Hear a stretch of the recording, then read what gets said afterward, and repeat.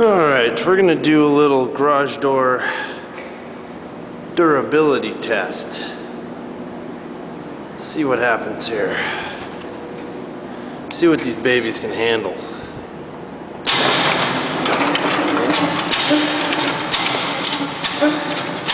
Pretty good. Now for this one. Here's the alright, well, actually, let's wait a minute because I'm trying to catch my breath.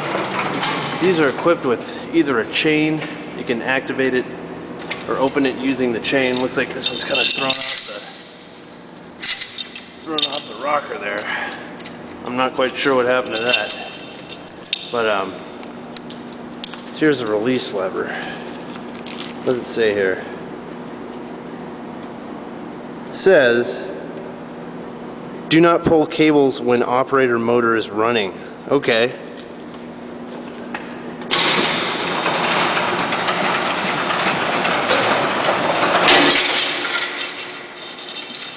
Whoops.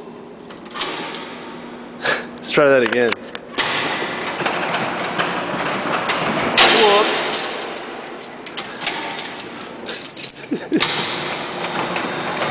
Whoops.